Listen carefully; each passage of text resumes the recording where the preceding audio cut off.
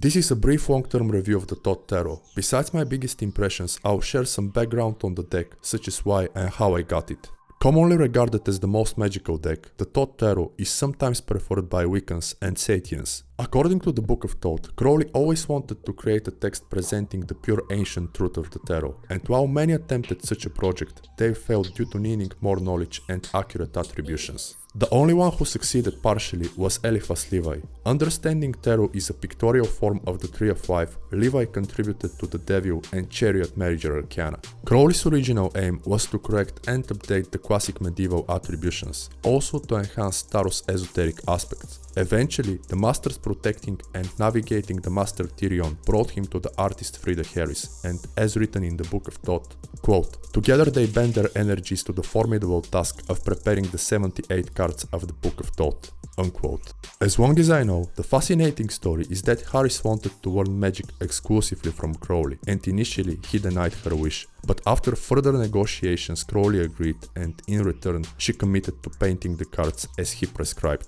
Moreover, she inspired Crowley to incorporate the latest discoveries in science, mathematics, philosophy, and anthropology, using the tree diagram as a scaffold when creating the manual for the deck. Requiring superhuman efforts that also supercharged Crowley with plenty of excitement, so he got to work.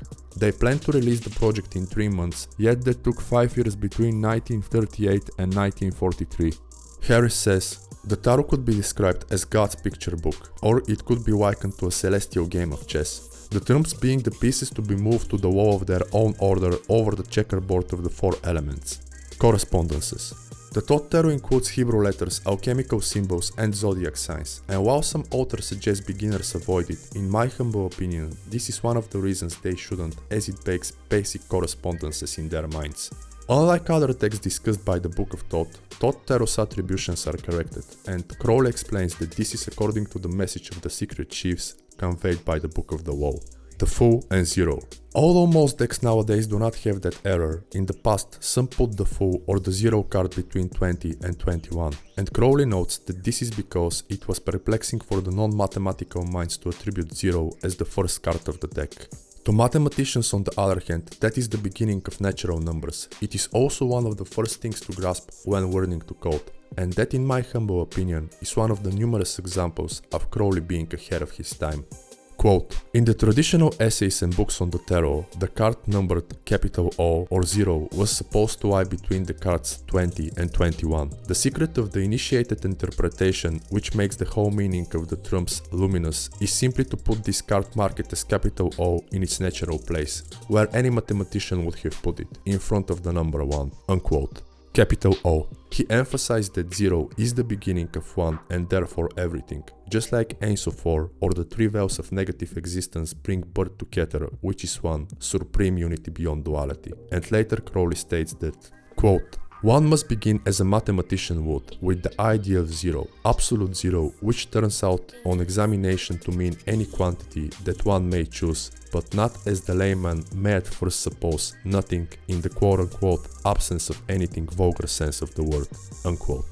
8 and 11 and 4 and 17. 2 more corrections are on the places of strength and justice, such as the Star and the Emperor. Crowley explains that the first was quite apparent, since strength is attributed to Leo, whereas justice to Libra.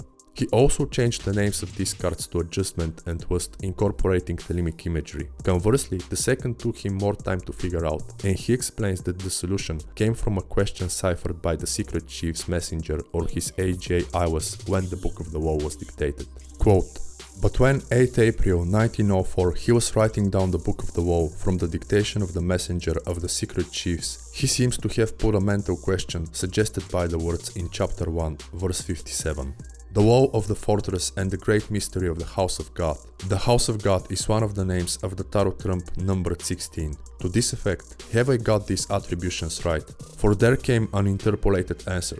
All these old letters of my book are alright, but Tsari is not the star. This is also a secret my prophet shall reveal it to the wise," unquote. Perfect Zodiacal Symmetry. After working on it for a few more years, Crowley eventually attributed Sadi to the Emperor, whereas Head to the Star. Besides being very satisfactory and showing that the Book of the Woe was indeed a message from the Secret Chiefs, Crowley explains that the arrangement creates a perfect Zodiacal Symmetry. Namely, it places Leo and Libra on both sides of Virgo, so they mirror Aries and Aquarius positions regarding Pisces, and this creates two orbs on both sides of the ellipse. As Crowley points out, balance and symmetry are essential to any perfection. He also explains that while they might seem rather technical, your appreciation of this modification grows with your studies of the tarot. And if there's an interest, I'll be happy to dive a bit deeper into the tarot deck one card at a time. Let me know if you'd be interested in such content. Box. Plain and simple, the deck comes in its beautiful box, which turns out unreliable as it falls apart if you use it daily. Luckily, the water cannot be said about the cards. The box has the copyright of OTO and AGM Urania, and truth be told, I initially planned to get the gold AGM Urania deck, but eventually I got these US games since the other wasn't available. A year later, I have zero regrets. Inside the box. Besides the cards, the box includes a little booklet with instructions and attributions, written by James Wasserman, that also has two essays by Lady Freeda Harris. The Tarot. Complementing Crowley's explications of the card's origin, one of those essays states that, quote, "The history of the tarot has been obscured by writers who have not distinguished the tarot in its higher aspect as the record in symbols of what man has discovered about his relation to the universe, and the tarot in its lower aspect as a pack of cards used for divination and card play. The history of comparative religion shows that owing for variations due to climatic and other local causes, man's conception of his relation to God, the life force, or whatever term we may safely employ, has followed the same broad outlines among all peoples. The tarot is a record of the spiritual journey of man and the rituals by which, at each stage, those capable of understanding the signpost are admitted to initiation. It is not therefore to be supposed that a tradition common to the human race can be ascribed to any particular notion or epoch. All that can be described with assurance is the way with which the tarot has been used at the different times by different people." Unquote. The booklet has commentary footnotes by Stuart Kaplan, the founder of US Games. Thanks to these footnotes, I learned that the early tarot decks didn't have numberings or names of the major arcana. Also that there are small 62 cards called Tarot-kino. Cards. Although thinner than others, the cards keep their shape. Initially, I had the feeling that they would bend, yet I was pleased to find out that this didn't happen. The cards have a nice and glossy feeling without too much glare, which I really appreciate. Some people complain about their colors fading, but I have zero issues with mine. In fact, the colors stay remarkable even when I have my blue light blocking glasses on, because I'm also a biohacker. Having large palms, I got the large deck. While not the most convenient if you travel a lot, it is excellent for meditation and practical work as it has the biggest images. Colors.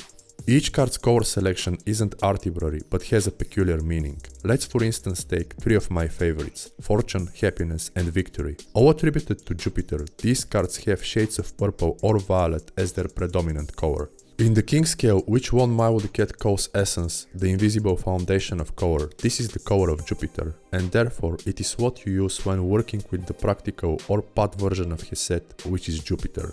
Undoubtedly, subtleties of such make the Thoth Tarot stand out. On the contrary, they could be figured out by other artists, though texts like POTA and the Golden Dawn don't offer them. What is really exceptional in my humble opinion is Harris's style of projective geometry. Illustrations. They say you should pick the deck you most readily connect to. Although I use them daily, the cards are unmatched in terms of impacting my mind. They are so powerful, I can only compare them to the first time I saw Enochian, particularly Exarp or Spirit Affair of the Mystical Tablet of Union. I wasn't aware of what it meant, but it reappeared in my mind for a period. Seeing the Thoth Tarot for the first time, I had a similar experience with the Star card, which, like others, I'd be happy to examine on the channel if there's an interest. And a big part of that is due to Harris's unique technique. Projective Geometry. Based on my research, the most concise yet thorough explication of Harris's projective geometry is found in one Mild Cat's understanding of Aleister Crowley's Thoth Tarot. According to Duquette, quote, Harris's style is characterized by geographical conversion of mathematical concepts of projective geometry. A provocative expansion of Euclidean geometry, projective geometry was in the mid-30s the focus of intense study among the disciples of Rudolf Steiner.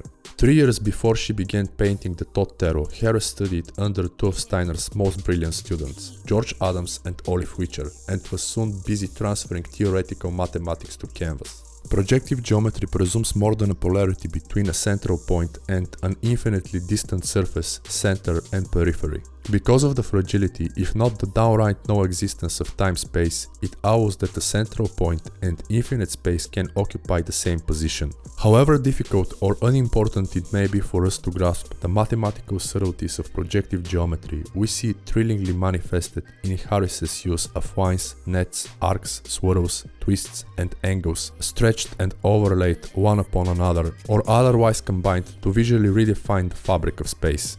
Unquote. Considering the Book of the Law, I think that reminds us of some of Hadith's words. Quote, in the sphere I am everywhere, the center, as she the circumference is nowhere found. Yet she shall be known, and I never. Page 25. The Book of the Law.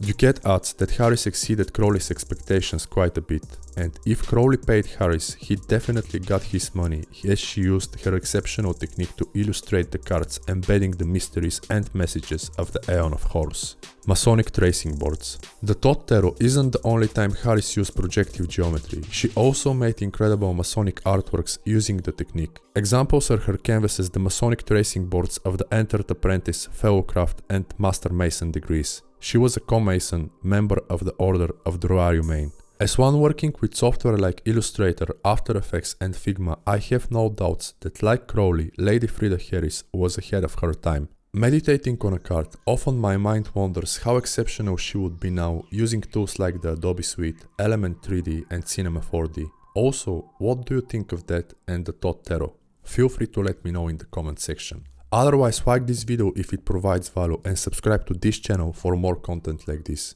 Check my other works on healthy living and tech and product reviews, such as my Etsy and Gumroad stores for elemental tablets and useful PDFs on magic, like those I made on the Fields of Operation and SRP. I'll see you in the next one, and thank you for your time.